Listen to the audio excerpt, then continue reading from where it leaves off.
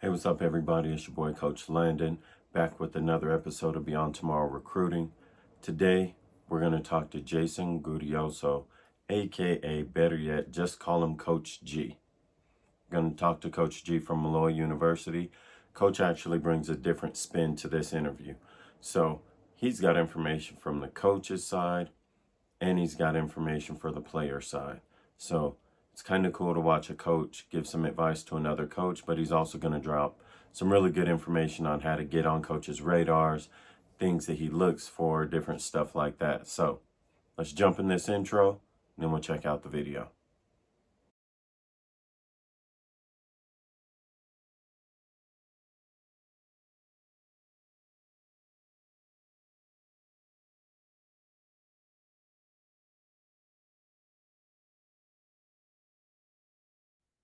Hey, everybody.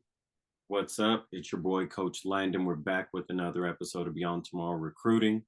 Today, we have Coach G from Molloy University, who's going to kind of give us some cool information. I know historically in the past, these videos have been coaches giving players information, but Coach actually has some pretty cool information for other coaches, high school guys, AAU guys, even some different level college coaches, and some information about being recruited from the college coach perspective. So, with no further ado, Coach G, I'm going to turn it over to you. Go ahead and introduce yourself. Let them know who you are, where you're coaching, what your role is, and how you got there. Awesome. Thanks, Coach. Appreciate you having me on. Love doing these type of things because I think it's very educational for everyone, including myself.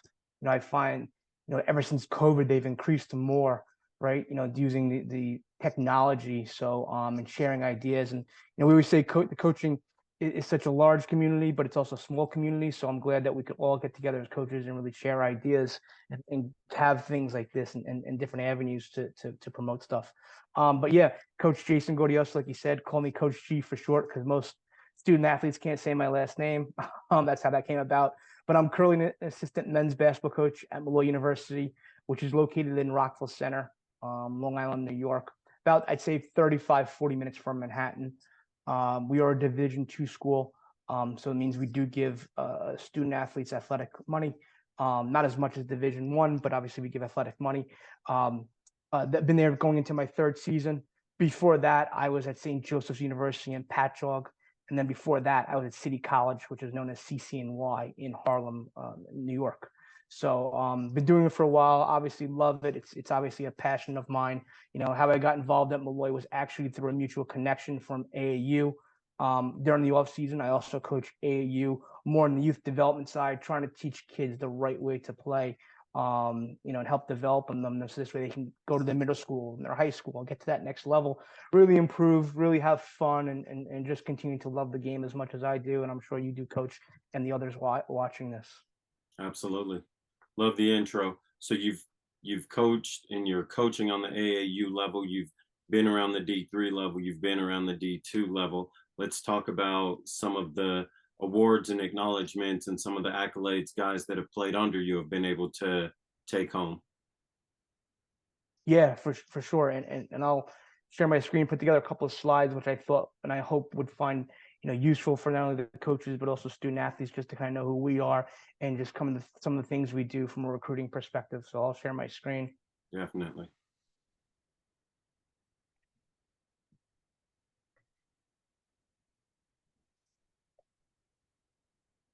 So as you said, Coach, not didn't promote all my whole history on here, but just in the recent years, some of the student athletes that I've recruited, some of the awards they've won, whether it be mostly rookies of the years, right, all conference players, and this isn't to say me and what I've done, right? It's more the testament of the work that they've done as well. I know we're focusing more on recruiting, but one of the other aspects that I focus on at Molloy is the development. We really pride ourselves in developing student athletes, both on and off the court. But on the court wise, this is the hard work the guys have put in, right? Yes, have I guided them? Have I given them the tools? Yes, but they're the ones that have been willing to put in the work. They're the ones that I had to kick out of the gym because they've been so many hours, right? So, these are obviously cool to have and great to have, but it's really all them putting into the work. I help steer them and help guide them, but it's really them that have done it. And I would say too, when recruiting, right, I've also looked for the type of student athlete that I think fits our program. And I'm going to get into that in a second in another slide I have. But it's not just, sometimes it's not always just getting the best player or the most talented athlete, right? It could also be someone that really fits your system and your program. I'm a very big program usage word coach, and you'll see that in a second on the next slide, because I feel that it's not just at this level and in college basketball in general, it's not just about X's and O's, right? It's about the program. And people ask me, they say, Coach, well, what does that mean, program? Well, it's about the student athlete experience, right? Yeah. Yes, X's and O's are included, right? It's about what they're doing after college, right? It's about how they're handling themselves as a man or a woman, right? If it's women's hoops, right? Off the court or off the court as well. Yeah. No, absolutely. I agree.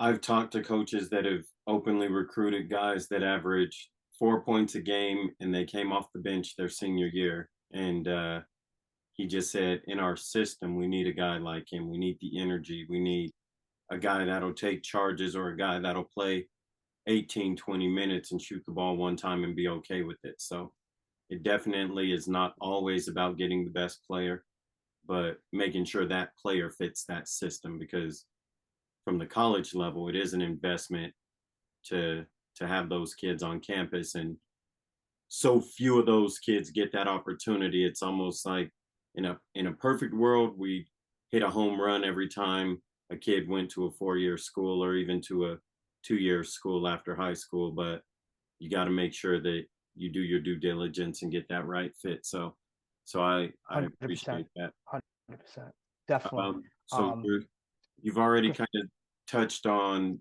bringing in freshmen and younger guys and having an impact on a program from the younger guys.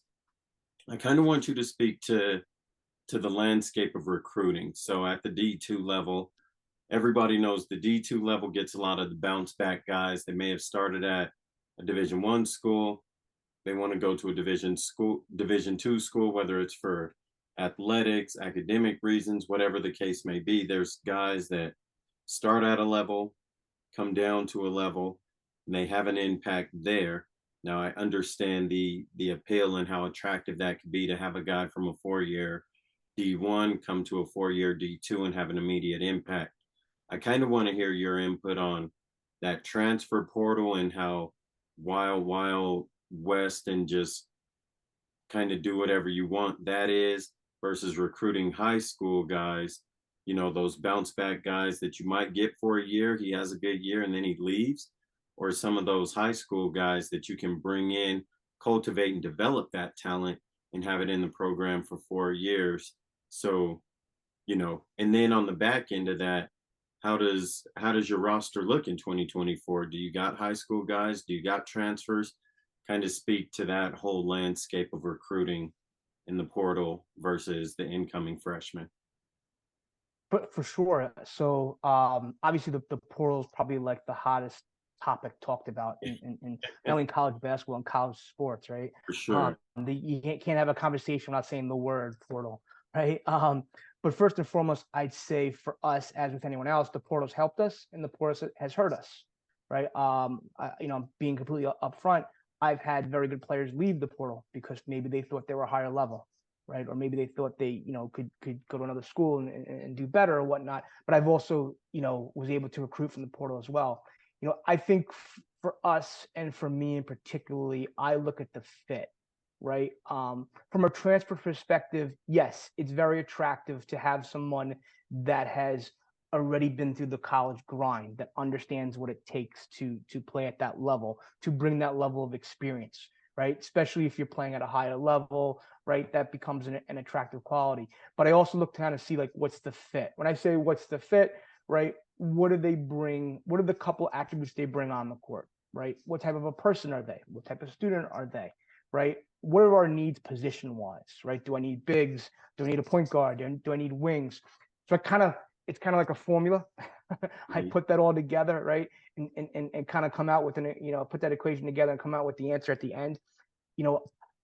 I'm not a coach, or I'm not a program that says it's only got to be high school or it's only got to be transfer. Yeah, yes. Are transfers appealing for the reasons I stated? 100%. But also high school kids are appealing for other reasons, for the reasons as well. They, super athletic, maybe proximity from where they live, because a lot of guys work out together during the off season, right? As opposed to, opposed to having 10 guys out of 15 out of state, and you don't know if they're working out together, in the off season, right? It's a bunch of different, to answer your question, it's a bunch of different factors. I look at it all. So when I say I look at it all, I go to high school events, whether it be AAU games, showcases, um, uh, regular season games, playoff games. I scour the transfer portal daily, right? And the transfer portal has been used so frequently now that you really got to look at it as like an hourly basis. Mm, Back in the day when it first started, maybe you checked every couple of days. Right? Now it's you got to look every hour, and I'm literally hitting the refresh button on my PC and staying logged in to see who's in there, yeah, right? So it's interesting. I kind of look at the whole mix of it. yeah, that makes sense. And if I touch on anything and it relates to any of your slides, feel free to jump in there and scroll through. Yeah, Um, the portal. maybe I'll bring it to the next slide to just some recruits. Yeah, go ahead. Oh yeah, yeah. Um, so so when you're recruiting, there's your face-to-face recruiting, there's your digital recruiting, and everybody calls it different stuff. Online, videos, highlights, those kind of things. And then they're sitting down in the gym watching a kid. I kind of want to touch on the pros and cons of recruiting players in person, high school guys, AAU guys, versus recruiting guys on film, which ultimately, if you're in the portal or if you're talking to a transfer, it's kind of just the film that you have access to is highlight videos, but there's ways to request a full game film. Kind of touch on from the recruit side when you're recruiting a kid and not face to face, but watching them live versus watching on film. How do you kind of categorize? I'd say the pros and cons of those two different avenues of recruiting players. For sure. And I'm actually going to take it back a slide. So I break recruiting down into two aspects: from the coach's perspective, right? What I've looked for, and what I feel coaches should look for, kind of like a blueprint, right? And then I look at it from the recruit perspective, kind of the do's and don'ts. And this is a slide I have on here, the screen currently, which I'll get to in a little while. But I'll just go back to the coaches because we talked about coaching. I'm sorry, recruiting student athletes. So these are kind of my points. Touched upon a little bit earlier, but main thing is, what are your requirements for your program, both on and off the court, right? When you asked about kind of the live aspect versus the video aspect, me personally, I like the live aspect better, only because I get to see their weaknesses and their strengths, right? Yes, with tapes, I don't just want to see highlight tapes. I want to see full game tapes. So I think highlight tapes help get it started and say, okay, does he have two or three attributes that could help me for my needs, and can he play at this level? Those are two questions that answers. The full game tape, right, and seeing the recruit in person answers the fact of, what does he do in the coach? What does he do in his downtime? When I say what does he do in his downtime, the coach takes him out. How does he handle himself? Mm-hmm. Is he a good teammate? Right? Is he a first to floor guy? Is he cheering on his teammate? Is he encouraging? Is he helping coaching? Or is his team maybe down by 20? He's just pouting on the sidelines, Mm-hmm. right? Those are the type of intangibles that I would say myself and a lot of other college coaches look for. Mm-hmm. Um, the in person also too. Why I like the in person is I get to know the recruit better, right? I get to know the recruit better. I get to know their coaches better. If I don't know them already, I get to know their family better, right? I kind of understand better what their background is, again, off the court, but also on the court, right? Does this kid have a good IQ, right? What kind of background does he come? Is he a gym rat, right? Is he a kid that likes to compete? Does he, and most importantly, does he really love it? I really feel, in order to play at the next level, no matter if it's D3, D2, D1, NAIA, JUCO, no matter what it is, you really, really, really, really have to love it, because it's a commitment. It's a huge commitment in the classroom. It's a huge commitment on the court. And I feel those type of things, you may see some of them on tape, but you really see more of them in person, right? So that's why I try and attend as many live events I can if possible. Yeah. Yeah, that makes sense. Kind of run through a few of those bullet points that you have there from the coach's side on the recruit. For sure. So the first one, and if you see, like I call this, I highlighted it and I underlined it, know, and keep. I call it my 3Ks, right? Know exactly what you're searching for in a player, right? And if you look, I call it OKG, and I gotta be honest with you, Coach. That's not my saying. I actually took it from Dwayne Stevens from Michigan State, who was not Michigan State. He's at Western Michigan now, but he was Tom Izzo's associate head coach.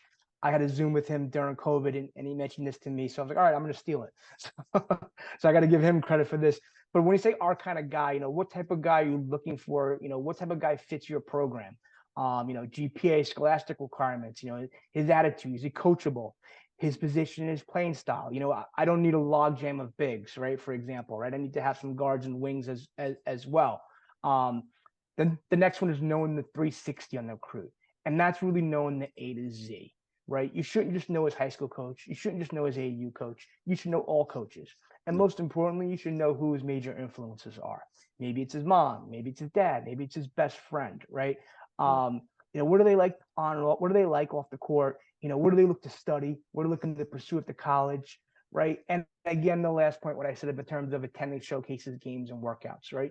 You really, really, really want to know and get to know that recruit. It can't just be a week-long relationship, right? You need to start as early as possible. You need to establish a relationship with that recruit to see if A, it's a good fit, and B, I think establishing that relationship really will help then the long run if he commits to your school, right? Because he's going to trust you, he's going to know you know him, and that's going to help you kind of get out the gate running before any practices start their freshman year.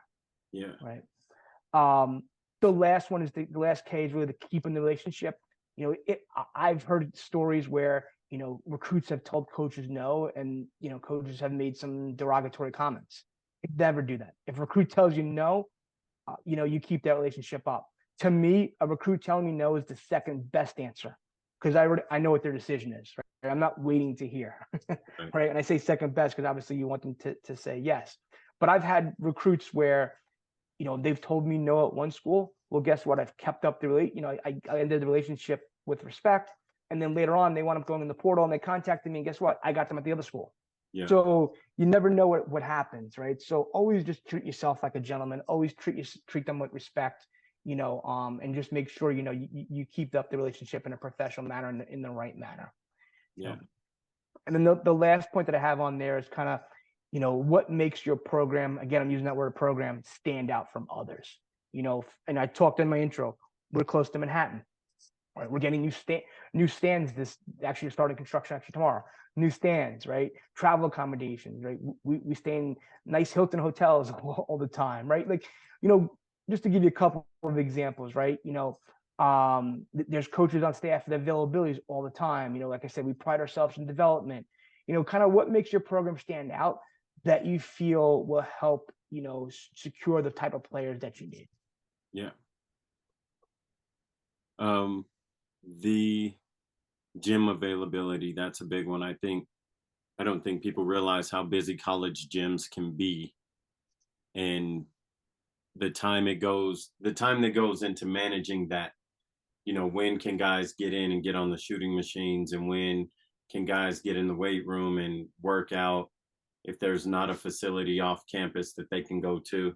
So gym availability, I think, is one that people Huge. often misunderstand Definitely. or overlook, and it plays such a big part because much like high school, team practices are built for team work, working on defensive rotations and plays and different schemes that you got to work on for the upcoming games. So there's not usually a ton of time within the flow of a college practice for a guy to do form shooting during practice. So you come in early, you stay late, and you get that work in, and you hope that you don't need to get off the court so someone else can come in right after. So I think gym availability is often overlooked, but very, very significant. These guys want to come 100%. to practice and get there early and shoot around and then go through a 2 hour practice, and then they want to stay and play pickup games after, or they want to go eat and then go get treatment and then come back to the gym and get shots up. So I think gym availability is one thing that's often overlooked and drastically significant. So I'm glad you put that on there. For sure. Just one thing I'll add to, we talk about player development. I've been doing player development for a number of years now, and one thing I like to do player development. I really like to, even if it's just rebounding for a guy, mm, maybe we're not going to specific drills. I like to do that myself only because I think it helps even further and more strengthen our relationship with players. yeah, I'll have them do the gun if they're in there on their own time, but I think the availability of coaches and that in-person interaction in addition to practice, I feel is huge in kind of in the player development aspect. I agree. I agree. I always tell guys, if you're going to go get shots up, take a teammate and, you know, 100%.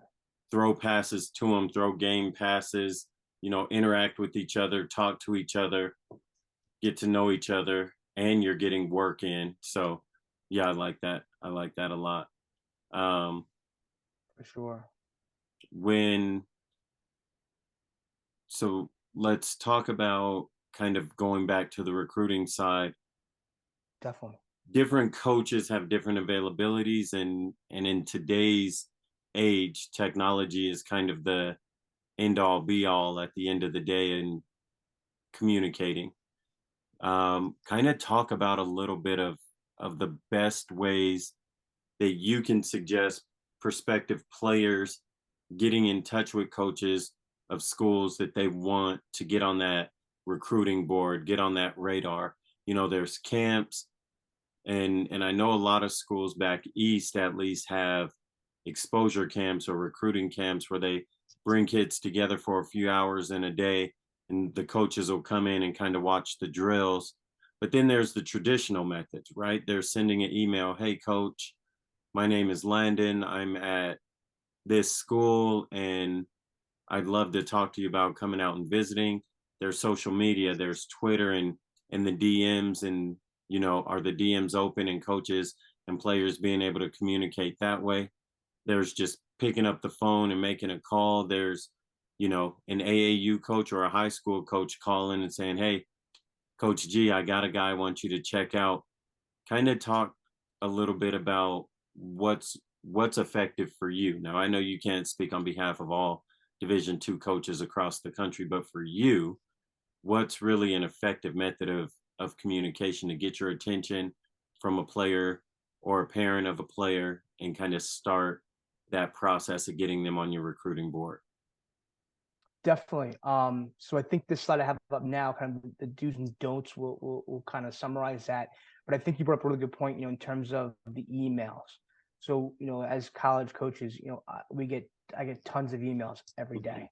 Um, you know, but I'd say the first thing is kind of just, I hate when I see mass emails, when I see 300 coaches on the email, right? Mm, Because I feel like, just kind of just throwing it out there to see which college coach will pick me up, yeah. right?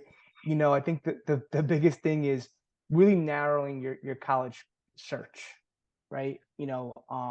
Understanding what you're looking for in a school. Where do you want to be, right? What are your top requirements, right? And really honing in on that. And when you're writing emails, like I said, not having that mass email, but really kind of making say, what separates yourself from some others, Hmm. right? Not just, I'm a point guard, or I'm looking to get better, right? Maybe it's something in particular about the school. Maybe it's something in particular about the program. I've had recruits that really caught my attention because they watched games of Molloy and they were able to pinpoint out things that we did wrong that I agreed with as a as a coach. To Hmm. me, I thought that was very impressive because they really did their homework. It wasn't a generic email that said, "Hey, coach, I'm a point guard. I'm really good. I'm looking to improve." You know what I mean? Like, those are generic emails, and I'm sure there's a ton of them in similar manners. But really, kind of what kind of helps you stand out, and I think you hit on some more points too, coach. Having high school coaches and AU coaches reach out obviously also helps as well. Attending the showcases, attending camps, we are having a prospect camp September 21st. I know I can provide you the link afterwards if you want to send it out. We really, be appreciative, obviously. You know, you know, using social media, like you said, but to promote yourself in the correct way. When I say in the correct way, does it have your height on there? Does it have your stats? Does it have your email? Does your high school coach, right? A full profile, not just some fancy dancy picture, right? Or film, right? The other thing too is I would say be open to everything, right? Yes. If a college coach asks you to work out, go work out. Yeah. If a college coach, reaches out to you, always be open. Do not think you're higher than what you are. I've had a lot of kids that have said to me, "Oh, well, I think I'm going D1." Well, coach, guess who they contacted a couple months later? Me, Yeah. because they didn't get the D1 offer, right? So, just always have an open mind, even if and it could be a level that's beneath you, but have an open mind, be polite, entertain obviously the ideas and the offers,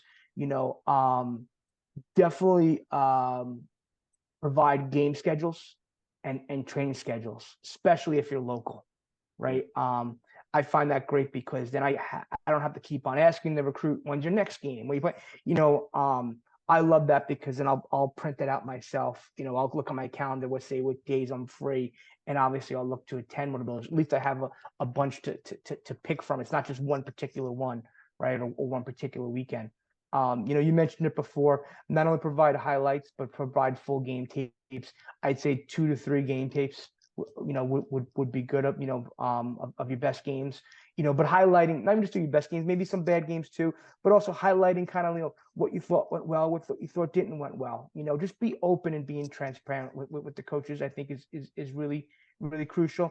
And then the don'ts, obviously, obviously don't post inappropriate media stuff, social stuff on social media. I put some guidelines as well with the highlight tapes. I get a lot of highlight tapes where kids open up with free throws on their highlight tape. We're supposed to make free throws, right? They're free. Or I get highlight tapes. Sorry, They're free. You should make them. they're free. I tell Exactly, right? kids all the time. So I coach the little guys in my program, and I kind of disperse the older guys because I get to work with older guys at the high school level. So I always tell kids, if I walk in the gym and I have a $20 bill in my hand and I say, here, this is free. You don't got to go home and do chores. You don't got to vacuum. You don't got to pick up your clothes. You don't got to put away laundry. It's free. Do you want it? And the kids are like, yeah. And I said, so from a coach's standpoint, that's what I feel a free throw is. It's the only time in the game you get to score without somebody chasing you down, without somebody bumping you, without somebody trying to contest or block your shot. We should capitalize on all of those because that's our free money right there. So yeah, it's funny Exactly. that Right. people will start a highlight video with some free throws. With the free throw, right? To me, the music is optional, right? I don't care if it's a song I like or don't like, because I'll be honest with you, coach, 9 times out of 10, I probably have it on mute. Yeah. Right. No more than 2 to 3 minutes is usually my rule. If I have to sit there for 10 minutes, look at your highlights, within the first minute or two, I would say myself and other coaches probably agree with me, if the kid can play on your level or not. Right. Right. You don't need a 10-minute, highlight tape on that. Also to make sure the coaches know your number, right, and really who you are. I've had some tapes where it's like, which one is it? Because maybe he had another kind of court that was similar in size or statue, or right. So those to me just kind of the guidelines to follow. And then the last one, we talked about it before with the profiles, right? Just make sure everything is complete. It goes back to having the inner circle of people you trust and your coaches.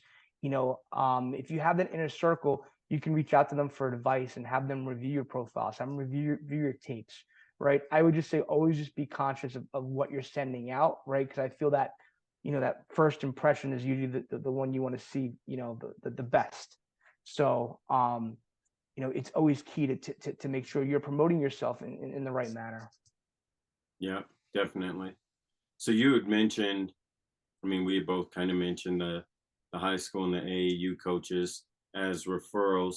Do you find yourself talking more to AAU coaches or high school coaches during the recruiting process for high school guys? Obviously, not transfer guys, but I mean, if you're watching an AAU game, do you find a way to contact that AAU coach that he's playing with currently? Or do you say, oh, I really like this guy. I like what I saw from this guy. I kind of want to hear about his game or his attitude from a different perspective. How do you normally do that? Do you talk more to AAU coaches, high school coaches, or kind of mix it in together? For sure. So usually I'll mix them together. If I'm at an AAU tournament, I will obviously the initial contact will be with the AAU coach, Hmm. but I will reach out to the high school coach as well because, like you said, they're different settings, different environments, right? And I will try and see obviously both. I don't want to see the AAU games. I want to see the high school games as well. I really want to get the complete review on him, right? Because at the end of the day, too, especially the Division II level, we're offering athletic money, Right. right? So I need to make sure that I have to really do my due diligence to make sure that this is a student athlete that really fits our program and what we're looking to do at Molloy. Um, the other thing too is one last, I didn't say this before, but I feel for recruits too is, I said this to one of my commits a couple weeks ago, is be persistent, but not annoying. Yeah. I had a kid that I recruited for a year and a half that he was persistent, but he wasn't annoying. I didn't hear from him every day, but he would come to me and say, Coach, like, have you made a decision? Coach, I've gotten offers from here, here, and here. You know what I mean? We kept that line of communication open. And I feel that was really key. And I thought it was really interesting the way that was done. And I felt it helped with his recruitment. So. Definitely. Definitely. So this is the part of the call that I call the fourth quarter. I know college we play halves, but I'm a high school guy. So right now we're talking about quarters. Even AAU we get halves. So I don't know why I named it that. I could have just called it a 2 minute drill or a buzzer beater or something. But I call it fourth quarter every interview. It's just kind of an open mic session. So you get to give the listeners, high school guys, guys that may be considering a transfer, parents of players that are hoping to play at another level.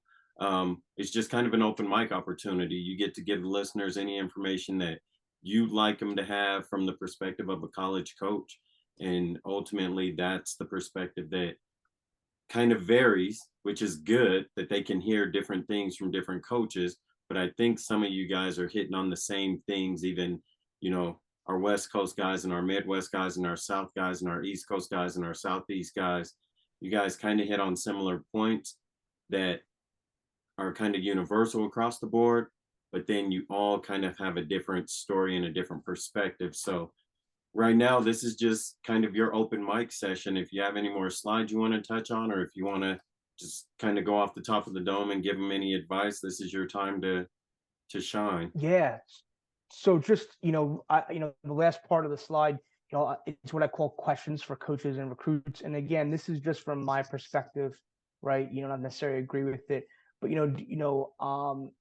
I'm very big into the 1% better every day, and those 1% adding up, right? And I every morning I wake up, I look at it, how can I improve our program?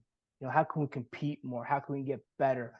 From a coaching perspective, how can I get better as a coach, right? Not even just from the recruiting side, just from the program perspective, right? Do my guys have everything they need from the tools, whether it be strength and conditioning, whether it be, just, work off-season workout programs, things of that nature, right? From a recruiting perspective, like from a coach for coaches, have you covered all your landscape? Have you talked to everybody you need to talk to? Have you used, you talked about social media. Have you used different apps? Have you used different recommendations, right? Have you really covered your landscape? Because when you bring somebody in, and when you're starting your season, you want to make sure you had everything covered. You want to say, oh, I missed looking at that recruit, right? Or I missed going to that showcase. I didn't follow up, right? So for me, I always look at kind of how do I make my program better and how do I improve? From a recruit perspective, I'd say just always be open, right? Always have a good effort and always have a good attitude. They say effort and attitude are two things, you can control 100% of the time. And I really do believe in that, right? So I think, if you're persistent, if you're doing need to do, when I say do need to do, some of the points I touched upon before, I think, you definitely have a shot of at least getting a coach's attention to at least look at you and review Yeah. your game. Yeah. No, I agree. I agree 100%. Coach G, I appreciate it. I'm Of course, I really appreciate you happy having me that on. we This were is able great. to have this conversation a couple months ago, and then we're finally able to make it happen. So I really appreciate it. Definitely. The 1% better every day is something that more people need to implement is progression. I think kids see I put in so much work to get to the next level, then that development and that drive and that work ethic, it kind of goes all over the place. Sometimes they stay with it, sometimes it gets away from them, but I love the 1% better because it does add up. A kid has a bad habit of jumping and passing, and the second he fakes that pass high and gets the guy in the air and can step around and make that, then he's like, oh, I could throw one, but then I could fake the second one, get him out the way. Quick shooters want to catch and shoot. Then they learn how to pump fake and put it on the ground for one dribble. It changes their game. So I love the 1% Definitely. better. I'm a trainer. I'm a coach. I'm always talking to boys about progression and development, and always working on their craft outside of practice and games, and just constantly getting better. And I tell guys, you know your game better than any coach or any trainer does. So go and put in time working on the things that you're not good at. So it kind of lessens that gap of skills and weaknesses. So I love that. Um, Definitely. Definitely. Definitely. And I usually give my guys, we have end of the season meetings with the guys, right? Where we go over things they need to work on. And I usually give them 2 or 3 things each. I don't give them 20 or 100, right? Because, obviously, if you give more than 2 to 3, I feel nothing will get done, right? So they're really focused on those 2 to 3 things to really work on, you know. But I really look for guys that want to improve, guys that compete, and guys that want to be in the gym. Those yeah, are the type of student athletes I really want for my program in the day. If I had to summarize it for 3 points, that's really what it would be. yeah. I love it, Coach. I appreciate your time, man. Thank you. Of course. You can Thank you for having me. I feel appreciate free it. to shout out any social medias. If you guys have any camps for some of my followers that are already on the East Coast, if you have any camps or any workouts that you're going to be doing to start building that recruiting board for your class of 2025 kids, feel free to shout it out. Send it to me when I post the link to this video. I'll post any, obviously I'll tag you so my followers will see your name on there. But if you have anything that you want to shout out, any events coming up where you're starting to chip away at that class of 2025, either shout it out now, give them your Instagram or your Twitter or whatever social media handles you want to share, and then I'll also share it with the viewers when we post the video. Awesome. I appreciate that. Yeah. So I use Instagram and Twitter from a coaching perspective. It's just real simple at Jason Gaudioso. So JSON and then GAUDIOSO. My DMs are open, so I can receive messages and see people's tape. We will have a prospect camp at Molloy on Saturday, September 21st. Coach, I will send you that link. Please feel free to send it out. Um, in addition to meeting the guys on the program and on the team, we're going to give a tour of campus, right? We're going to do, stations. We're going to do live play, right? Instruction. It's going to be 4 hours long. We're really trying to give that A to Z experience. It's open for classes of 2025 to 2028. So, just hoping to get a lot of good guys down there, guys that just want to, experience it, and really showcase their skills and their efforts. Absolutely. I love it, Coach. We appreciate your time and thank you. Great. Thank you for having me on. I appreciate it.